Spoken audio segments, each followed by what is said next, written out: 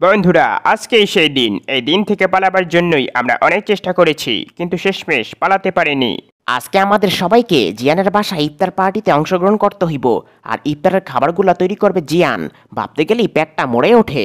সেজন্য আমি আগেভাগে ডাক্তারের অ্যাপয়েন্টমেন্ট নিয়ে রাখছি। জিয়ানের খাবার খাওয়ার পর কখন শরীরের কি অবস্থা হয়ে যায় বলা যায় না। বেড়াই এই রমজান মাসেও পাগলামি করা ছাড়লো না। কোনো ভাবে উসলা দিয়া আমগরে আর বানানো জঘন্য খাবার খাওয়াইবই। নবিতা, তোর সাথে অনেক খারাপ ব্যবহার করছি, তুই মনে কিছু করিস না। আর আমারটারে কইয়া দিস, আমি ওর প্রতি সবসময় লয়াল ছিলাম। আমি চিন্তায় বাঁচতাছি না ইফতারিতে জিয়ান আমগরে কি খাওয়াইবো, আর এর মধ্যে তুই আমগরে ভয় দেখাইতাছোস। আর দুই নৌকায় পা দিয়া কখনো চলা যায় না। আরে ভাই, ভালো হমু হমু কইরে ভালো হইতে পারি না। চিন্তা করি কালকে থেকে ভালো হয়ে যাব। তারপর পরের দিন আসে, তখন আবার চিন্তা করি কালকে থেকে ভালো হয়ে যাব। এরকম করতে করতে আর ভালো হয়ে ওঠা হয় না। আরে বেটা, ইচ্ছা থাকলেই উপায় হয়, কিন্তু তোরে আর জিয়ানরে দেখলে তো মনেই হয় না তোদের ভালো হওয়ার ইচ্ছা আছে। যাই হোক, অনেক কথা বলা হয়েছে, এখন চলো সবাই জিয়ানের বাসায় ইফতার পার্টিতে অংশগ্রহণ করতে।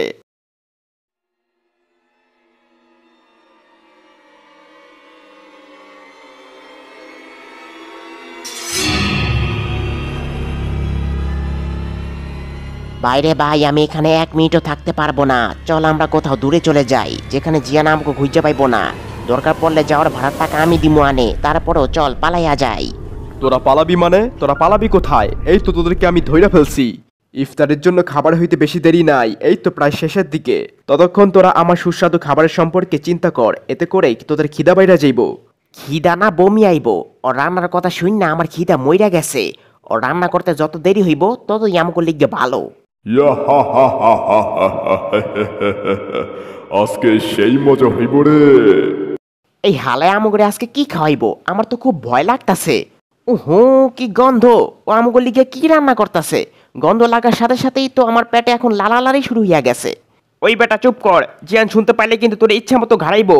আমরা ওর বাসায় ইফতার পার্টিতে অংশগ্রহণ করছি, তাই ওর রান্না করা খাবার আমাকে খাওয়াই লাগবো। ভাইরে, আমারে কেউ যদি মুড়ির সাথে জিলাপি মিশিয়ে দেয় আমি তা খাইতে পারবো। আর যদি জিলাপির সাথে বাঙ্গিও মিশিয়ে দেয় তাও আমি খাইতে পারবো। কিন্তু জিয়ানের এই রান্না করা জঘন্য খাবার আমি খাইতে পারবো কিনা তা আমি জানি না। গাইজ, খাবার রান্না করা হইয়া গেছে। আমি বুঝতে পারছি তোরা এখন ভাবতাছোস আমি তোদের জন্য কি রান্না করছি। প্রথমবার তোদেরকে খাওয়াইছিলাম মেয়োনিজ দিয়া পান্তা ভাত, তারপর খাওয়াইছিলাম স্পেশাল পাতলা খিচুড়ি, তারপর লাস্ট তোদেরকে খাওয়াইছিলাম আমার হাতের বানানো স্পেশাল স্যুপ। আর আজকে আমি তোদের জন্য বানাইছি অন্য স্টাইলে, মানে আমার স্টাইলে, spicy, healthy and attractive, good smell যুক্ত, ইনক্রেডিবলি ডিলিশিয়াস হালিম। এক বাটি খাবি তো বারবার যাবি। খাওয়ার পরে বারবার চাবো নাকি বারবার বাথরুমে যাবো? তোরা যাতে বেশি বেশি করে খাইতে পারোস সেজন্য আমি হালিম ঘন করি নাই, একেবারে পাতলা করে করছি। তোর এই পাতলা খাইয়া না আমাকে পাতলা হইয়া যায়। ওই সোনিও, আমি অনেকক্ষণ ধরে খেয়াল করে দেখতাছি তুই আস্তে আস্তে কি জানি কইতাছোস। বুঝছি তোর আর তস হইতাছে না, খাড়া তোরেই আগে দেই। সোনিউরে হালিম দেওয়ার আগে বল, তুই হালিম কি দিয়া বানাইছোস? বেশি কিছু না, এই পোকাযুক্ত ডাল, জিলাপি, টক দই, উস্তা, আনারস, পচা ডিম, 10 দিনের পুরনো রান্না করার পাম তেল, আর 7 দিন আগে সেহরিতে খাওয়ার জন্য গরুর মাংস করা হয়েছিল, সেখান থেকে কিছু মাংসের টুকরা দেওয়া হয়েছে, আর নানান ধরনের পচা ধসা ফল, সবজি এবং মেয়াদ উত্তীর্ণ মশলা দেওয়া হয়েছে। কি করব, আম্মা তো আমার রান্নাই করতে দিতে চায় না, সেজন্য মশলাগুলা লুকায় রাখছে। সামনে ছিল মেয়াদ উত্তীর্ণ মশলা, সেই মশলা দিয়েই হালিম বানাইছি। মশলা তো মশলাই, কি কস্তরা। আমি বাড়ি যাব, আমার পেট অনেক ভরা। আমি তোর এই ইনক্রেডিবলি ডিলিশিয়াস হালিম খাইতে পারবো না। তোর হালিমের ঘ্রাণে আমার পেট একেবারে ভইরা গেছে। এত কথা জানি না, তোদের জন্য আমি অনেক কষ্ট করে হালিম বানাইছি। এখন তোরা হালিম না খাওয়ার পর্যন্ত তোদেরকে আমি বাসায় যেতে দিমু না। এরকম জঘন্য খাবার আমার বাপের জন্মেও খাই নাই। সত্যি কথা যদি কই তাহলে জিয়ান তো আমার আর আস্থা রাখবো না। কি আর করব, আগের মতো তাহলে নাটক করা শুরু করে দিতে হইব। এটা তুই কি বানাইলি? জঘন্য খাবারেরও তো একটা লিমিট আছে, তুই তো দেখি সেই লিমিটও ছাড়াই গেছোস। এর জন্যই তো তোর মায় তোরা রান্না করতে দেয় না। ওই হারামখোর, তুই কি বললি? তুই যে এত বড় একটা কথা বললি, তুই কি রান্না সম্পর্কে কিছু জানোস? না জানি না শূন্য আমার সম্পর্কে উল্টাপাল্টা কথা বলার কারণে এখন তোর আমি মাইট দিমু।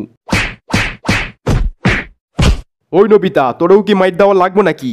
ওই কিরে, এত স্বাদ কেন রে? বারবার খাইতে মন চায় রে। ওই কিরে, মধু, রসমালাই। হালায় এখন ওভার অ্যাক্টিং করতেছে, সব বোঝা যায়। আমি শিওর কালকেই ওর ডায়রিয়া হইব। নবিতা আমার দোস্ত, তুই আসস একমাত্র যে আমার খাবারের সত্যিকারের প্রশংসা করে। ল ল তোরে আজকে আমি বাড়ি বইরা বইরা হালিম খাওয়াবো। যত খাইতে চাস তত খা, সমস্যা নাই, সবই তো তোর টাকায়। তো টাকায় মানে আমি ঠিক বুঝলাম না।